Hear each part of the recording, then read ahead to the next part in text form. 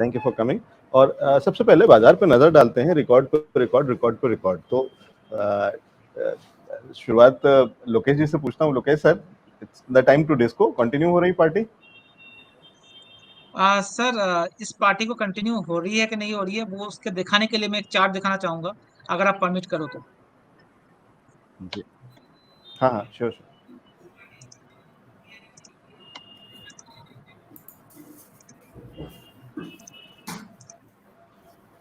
Sir, मेरी screen आ रही है अभी?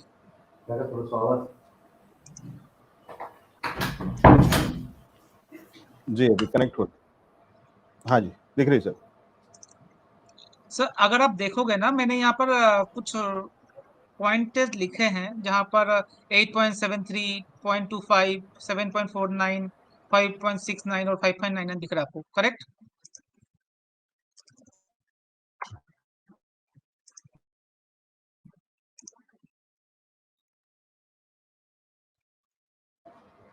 सर, दिख रहा है क्या? जी लोकेश जी, दिख रहा है। एलेक्स जी, हाँ, तो ये जो डेटा है ना, ये देखोगे, ये 2022 का डेटा है, जहां पर निफ्टी ने 8.73% का रिटर्न दिया था जुलाई मंथ में। ये है 2021 का डेटा, जहां पर निफ्टी ने पॉजिटिव रिटर्न दिया बट फ्लैट क्लोज हुआ है। ये 2020 में 7.49% का रिटर्न दिया था, 2019 में -0.6% और 2018 में 5.699%। तो कहने का मतलब ये है, जुलाई मंथ में ज्यादातर आप देखोगे 5-6% से ऊपर ही मार्केट रिटर्न देता है, या डाउनसाइड या अपसाइड। उसमें से 4 बार ऐसा हुआ है जहां पर पॉजिटिव क्लोज हुआ है, और उसमें 3 बार ऐसा हुआ है जो मोर देन 6% का रिटर्न आपको जनरेट होते हुए दिखा है। इसी को अगर एक्स्ट्रा अपलोड करें जुलाई में, क्योंकि लाइफ टाइम हाई में भी हम चल रहे हैं, और इसी हिसाब से लाइफ टाइम हाई में भी चल रहे हैं, और 5-6% का लेके चलें, तो 19,800 से 20,000 का लेवल सर इसी महीने आपको आते हुए दिख सकता है मार्केट में। एंड आपको याद हो सर, आपसे मेरी बात हुई थी लास्ट टू लास्ट वीक, तब हमने बात की थी, बैंक निफ्टी थोड़ा सा स्लो चल रहा है। मैंने बोला था उसका कुछ फर्क नहीं पड़ता, आधा 1% का जो स्लो रहेगा वो कवर हो जाएगा एक दो वीक के अंदर। अब देख लो आज बैंक निफ्टी का क्या मूवमेंट आपको देखने को मिला है, कहाँ 44 टू 43,000 से 45,000 जो डिफरेंस था निफ्टी के साथ, वो कवर हो चुका है। वो 7 दिन का फिनोमेना था, और उसका रीजन मैंने आपको उस टाइम पे भी बताया था, एचडीएफसी बैंक, क्योंकि थोड़ा सा लैगार्ड चल रहा था। आज एचडीएफसी बैंक देखिए क्या चल रहा है, लास्ट 7 दिन के अंदर 6% का रिटर्न एचडीएफसी बैंक ने दिखाया है। तो अब क्या करना चाहिए दर्शकों को? अब सर, आज के दिन पे अगर हम डेटा देखें, तो एफआईज की जो होल्डिंग है, लॉन्ग पोजीशन है, वो कल तक 69% की थी, तो आज बढ़ के मुझे लगता है 73-74% हो जाएगा। तो ये ओवर ब्रॉड जोन में मार्केट थोड़ा सा पहुंच चुका है। तो मैं ये नहीं बोल रहा हूँ जो जुलाई में, अभी तो मैंने 2 मिनट पहले बोला जो 19-20 हजार हो जाएगा, तो उसका मतलब ये नहीं जो 1-2 दिन करेक्शन नहीं आ सकता। तो मुझे 150-200 पॉइंट का एक करेक्शन आते हुए दिख रहा है, हो सकता है कल या हो सकता है परसों। वो एक लेने की अपॉर्चुनिटी होगी मार्केट में। 19,100, 19,000 एक बहुत अच्छा सपोर्ट जोन है, जहां से आपको वापिस बाई करना चाहिए। जो मिस आउट कर चुके हैं उनके लिए, जो होल्ड कर रहे हैं उनके लिए बात कर रहा हूँ।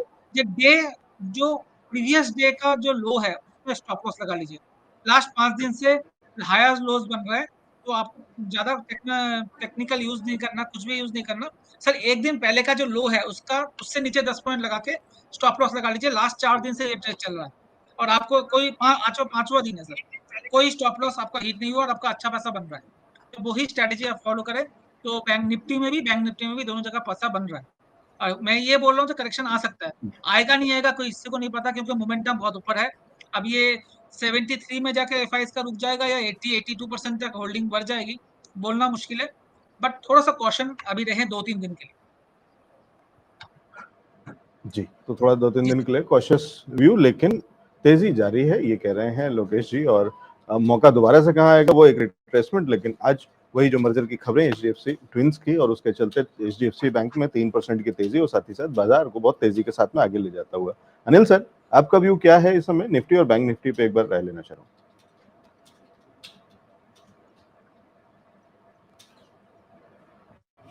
अनिल जी, आपका माइक वो म्यूट पे है। Thanks for updating about this. So Alex जी, मेरा व्यू जो है, आई थिंक अभी हम में से किसी का व्यू मायने नहीं रखता है। जो मुझे समझ में आ रहा है, मार्केट अपनी चाल पे चल रहा है। काफ़ी कुछ इसमें योगदान कहें कि एफआईआईज का है, बाइंग हो रही है ज़बरदस्त। तो और साथ में फंडामेंटल्स बहुत अच्छा इसको सपोर्ट कर रहे हैं मार्केट को।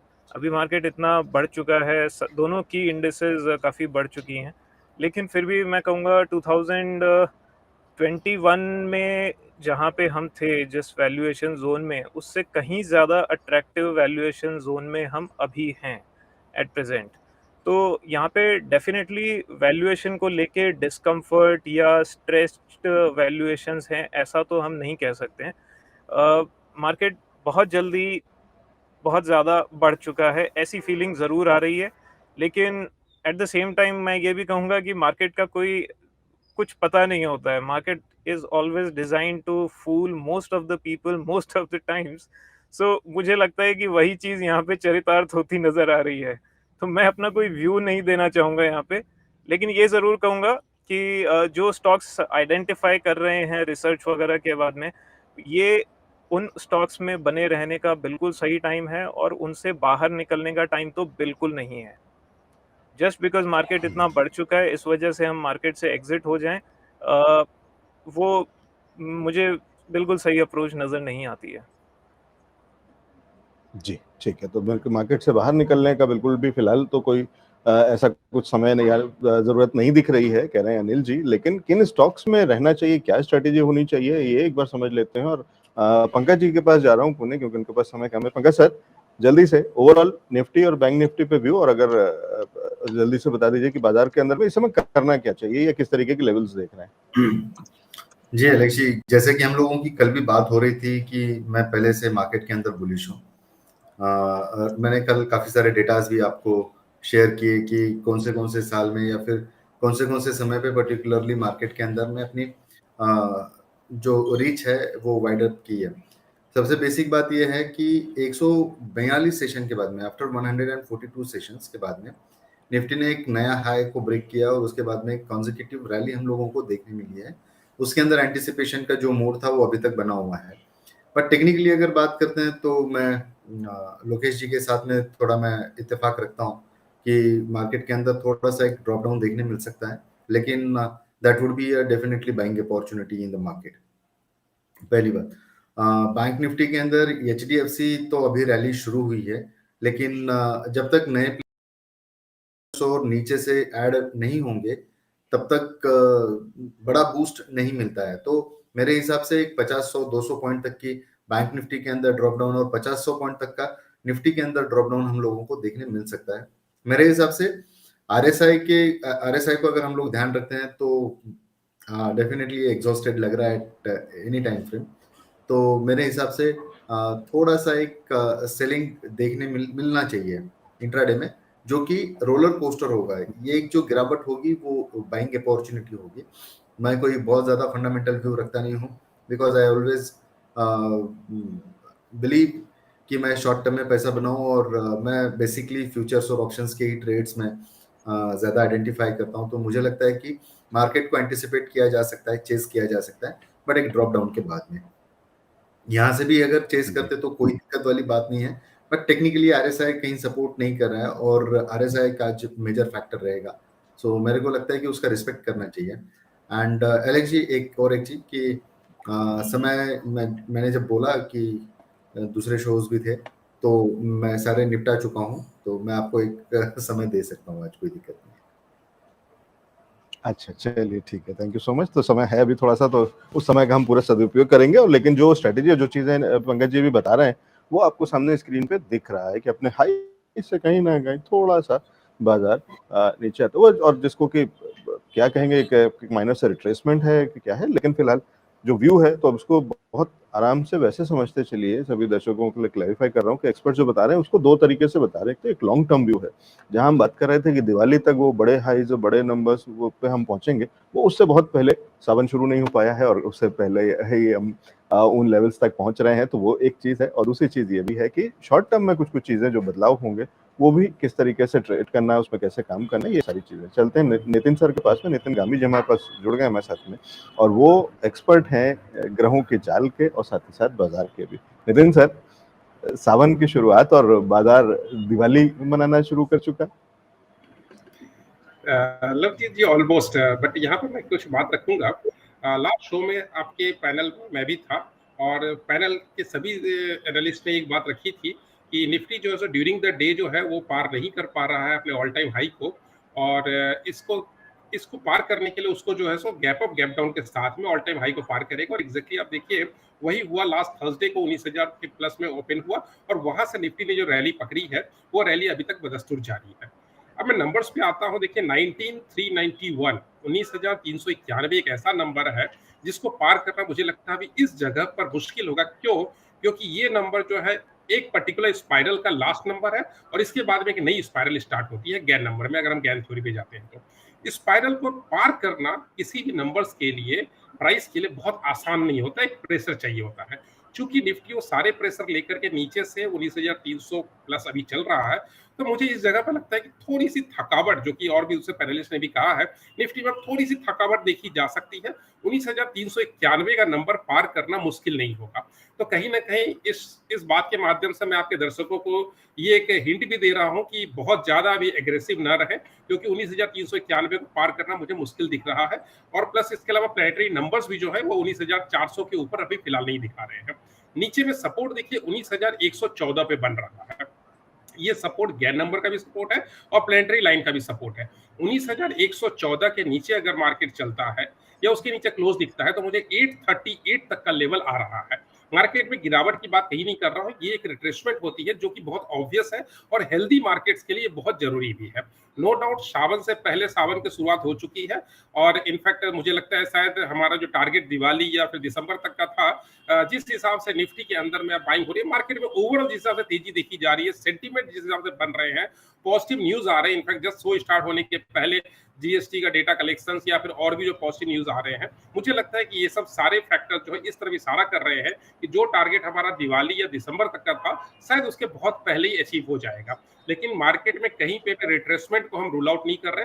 रिट्रेसमेंट अगर आता है तो बार बार आपके शो के माध्यम से हमने इस बात को रखा है कि रिट्रेसमेंट अगर कहीं भी बनता है 200, 300, 400 पॉइंट का, तो ये आपके लिए एक बाइंग अपॉर्चुनिटी है। बिकॉज ऑल टाइम हाई पर या 19,300 प्लस पे कई सारे लोग डरते हैं कि हम एंट्री करें या ना करें। सो रिट्रेसमेंट होना भी बहुत जरूरी है ताकि हम फ्रेश एंट्री ले सकें और अपने टारगेट को शायद दिवाली के पहले ही अचीव होते हुए देख सकेंगे। जी ठीक है, तो अपने टारगेट्स को हो सकता है हम दिवाली से पहले अचीव होते हुए देख सकें, और काफी हद तक कुछ बहुत सारे टारगेट्स आते हुए दिख भी रहे हैं ऑलरेडी, चाहे वो स्टॉक स्पेसिफिक हो या शॉर्ट टर्म के हिसाब से हो। नितिन सर, आगे बढ़ने से पहले एक बार बैंक निफ्टी के भी लेवल्स देख लेते हैं। बिल्कुल बिल्कुल बिल्कुल।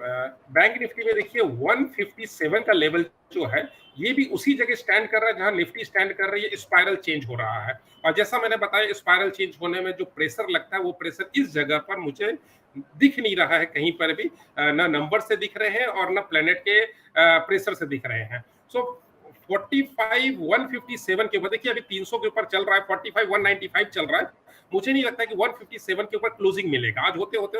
मुझे लगता है कि आज शाम क्लोजिंग होते होते तक थोड़ा सा इसके अंदर करेक्शन बनेगा। सो इस जगह पर जो है सो मैं अभी बाइंग के मूड में तो नहीं हूँ। इस जगह पर अगर इंट्राडे अगर कोई ट्रेड कर रहे हैं या मैं ही खुद अगर इंट्राडे करना है मुझे अगर, तो मैं बाइंग के मूड में तो नहीं हूँ। मैं थोड़ा सा रिट्रेसमेंट का वेट कर रहा हूँ। तो बैंक निफ्टी में भी 45,157 के ऊपर क्लोजिंग मुझे नहीं दिख रही है। नीचे मुझे लगता है कि 400-500 पॉइंट का एक रिट्रेसमेंट बनता है, और निफ्टी में ज्यादा बनेगा, बैंक निफ्टी में उतना ज्यादा रिट्रेसमेंट नहीं बनेगा जितना कि हम एक्सपेक्ट कर रहे हैं निफ्टी के कंपैरिजन में। सो बैंक निफ्टी मुझे 157 के ऊपर क्लोजिंग नहीं दिख रहा, तो आप 157 को ध्यान में रखें और उसके हिसाब से ट्रेड लें। बट बैंक निफ्टी मुझे लगता है थोड़ा सा स्लो रिट्रेस करेगा, निफ्टी थोड़ा तेजी से रिट्रेस करेगा। जी तो ठीक है, तो दोनों में किस तरीके का डिफरेंस है निफ्टी और बैंक निफ्टी में वो बता दिया है नितिन सर ने। एक छोटा सा माइनर सा ब्रेक ले रहे हैं। ब्रेक क्या है, सेगमेंट को ब्रेक कर रहे हैं बेसिकली, और अगले सेगमेंट में समझने की कोशिश करेंगे सेक्टर स्पेसिफिक और स्टॉक स्पेसिफिक स्ट्रेटेजी क्या है सभी एक्सपर्ट्स की। और आपको बता दें कि कुछ हम शोज, जिस तरीके के शोज इस चैनल पे ऐड कर रहे हैं, उसमें मार्केट लाइव सुबह 10 बजे रोज आपके साथ में जुड़ेंगे मंडे टू फ्राइडे, और रोज शाम को 5 बजे मंडे टू फ्राइडे हम आपके साथ में जुड़ते हैं बाजार आजकल लेकर के, जिसमें कि बात करते हैं आज के बाजार से कल की क्या स्ट्रेटजी निकलती है। साथ ही साथ पोर्टफोलियो पे एक बढ़िया शो है जो कि आपके लिए लेकर के आते हैं रेगुलरली बीच बीच में। तो इसमें हम लॉन्ग टर्म स्टॉक्स की बात करते हैं, एक्सपर्ट से समझने की कोशिश करते हैं कि निवेश के कहाँ हैं मौके। तो इन शोज को देखना ना भूलिएगा, और मार्केट लाइव में रोज सुबह जुड़ने के लिए जुड़ना शुरू कर दीजिए, और जो जुड़ चुके हैं उनका बहुत बहुत स्वागत है। और सवालों को पूछना भी आप शुरू कर सकते हैं यूट्यूब पे या जहाँ पे भी, जिस माध्यम से भी आप जुड़ रहे हैं, कमेंट्स के अंदर में आप लाइव सवाल भी पूछ सकते हैं। हम कोशिश करेंगे स्टॉक्स जो एक्सपर्ट्स हमारे साथ में जुड़ रहे हैं उनसे आपके वो सवाल ले सकें। के बाजार की चाल बनाएंगे रणनीति बाजार के दिग्गजों के साथ। बाजार आजकल सोमवार से शुक्रवार शाम 5 बजे लाइव सिर्फ इंडिया न्यूज